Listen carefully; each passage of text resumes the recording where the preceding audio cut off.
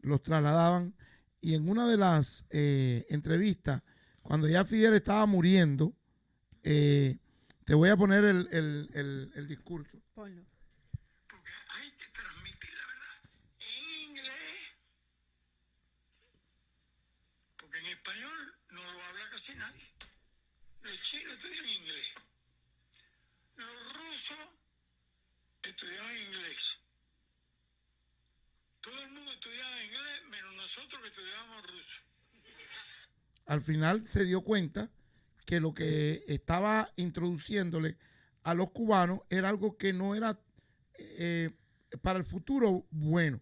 O sea, que no aprendían el idioma donde podían desarrollarse a 90 millas. Es más, sería un call center ahorita, porque si todos estos cubanos que vivían allá, pues lo que tendrían que tener es un sistema donde estarían eh, prácticamente trabajando con el idioma inglés. Lo que sucede es que como el enemigo principal era los Estados Unidos, ni a Matado Fidel le iba a enseñar inglés a estas personas. Bueno, y las personas que dicen que si algún día Fidel Castro vino aquí a Miami, y bueno, te quiero contar que sí, Fidel Castro caminó por las calles de Miami hace mucho tiempo. Llegó a ser objeto de la ira de los exiliados cubanos y de 10 presidentes de Estados Unidos y estuvo en Miami cerca de 7 veces reuniéndose con personas en una conocida casa de piedra coralina en la pequeña Habana, en un hotel en Miami Beach y un teatro en la calle Flagler que ya no existe. Sin embargo, su primera visita fue en 1948 cuando vino en su luna de miel. Al año siguiente vino a esconderse y en 1955 vino en calidad de revolucionario y encontró apoyo entre los cubanos que estaban exiliados en Miami y en espera de la caída de Fulgencio Batista. Al trazar de nuevo las huellas de Castro en los años 40 y 50, surge la imagen de un pueblo sureño turístico con pocos cubanos dándole la bienvenida a un hombre que habría que cambiar para siempre el panorama político de un país isleño y de gran parte de la Florida. Esta casa actualmente se encuentra en las 22 y las 7. ¿Tú la has visto? Claro, sí, ahí repartíamos flyers nosotros en los años 2001, 2002.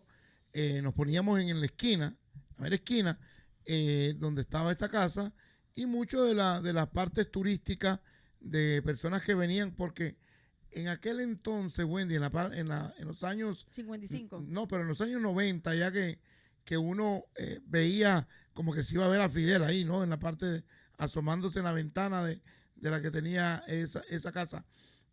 Lo que sucede es que creo que nosotros, al finalizar de todo esto, no hemos entendido lo que este hombre hizo de, de matar a tanta gente inocente, Wendy. Bueno, de hecho, en el antiguo Flagler Theater, ¿verdad? Él recaudó cientos de dólares y Wow. pronunció un fogoso discurso que él esperaba habría de consolidar el respaldo para su revolución futura, iniciada con el ataque del cuartel Moncada y hoy hará 55 años.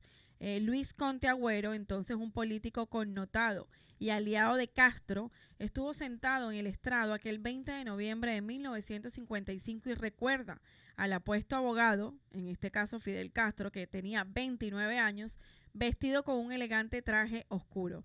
Lo que recuerdo hasta hoy es como recalcó en su discurso que en aquel momento habían 26,000 cubanos en el exilio.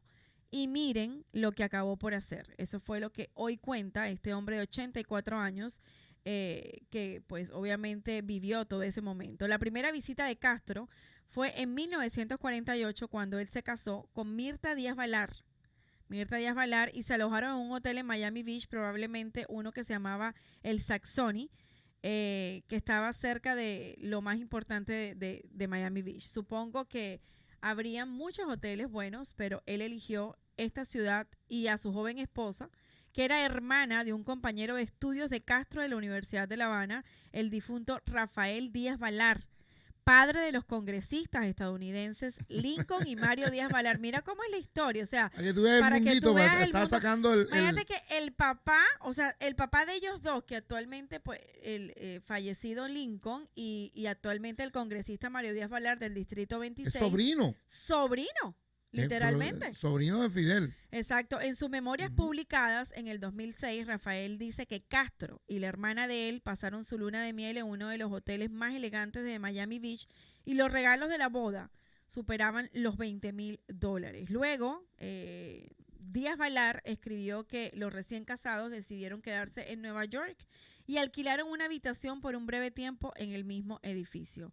También compró un elegante automóvil, un Lincoln Continental, que usó de 1947 con ventanillas automáticas y que realmente era un lujo en esa época. Fidel era ostentoso, utilizó su dinero para comprarse lo que él quería y llegar a donde él quería. Fuentes dicen que uno de los libros, que después de varias semanas él estuvo en Nueva York, lo sacaron, ¿no? Porque no querían pagar y regresaron a Miami en el Lincoln, tomando toda la US One rumbo sur en Miami.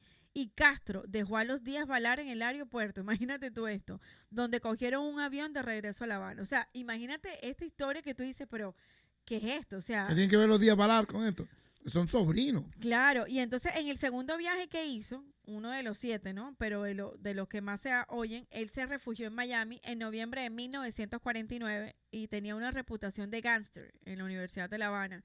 Él polemizó sus enemigos y lo denunció públicamente y luego temió de que fueran a matarlo en represalia y por eso se refugió aquí en Miami, ¿no? También, cuando vimos todo esto, las personas que, de hecho, Giovanni, esto es bastante complicado de decir porque hoy por hoy, de esos 26,000 cubanos exiliados en esa época cuando Fidel visitaba Miami, dicen que lo miraban como la salvación y como un héroe. Claro, porque O sea, se pensaba, Wendy, que es que lo que pasa es que era una causa, pues. la historia es muy complicada. Y al complicarse, hablamos de Batista. Batista era un dictador, una persona del ejército. Claro, y él llegó aquí y dijo, yo voy a derrocar a Batista. A Batista, Y ustedes porque van a irse de nuevo para allá. estamos hablando de 1934, 35, de que Batista torturaba, mataba a muchas de las personas y esas personas venían al exilio, estaban en el exilio en aquel entonces, en los años 40, en los años 45, porque Cuba siempre ha sufrido de dictadores. O sea, en el dado caso, este último que es el que está en el poder, se quedan por tantos años y se convierten en unas personas que son maltratadores del pueblo, Wendy. Imagínate tú, o sea, qué historia tan impresionante, ¿no? Que a veces uno dice, pero jamás no tuvo esta, pero sí, esta historia es increíble de contar y difícil de creer, definitivamente. Pero vamos a la pausa de la hora, porque vamos a hablar en la próxima hora.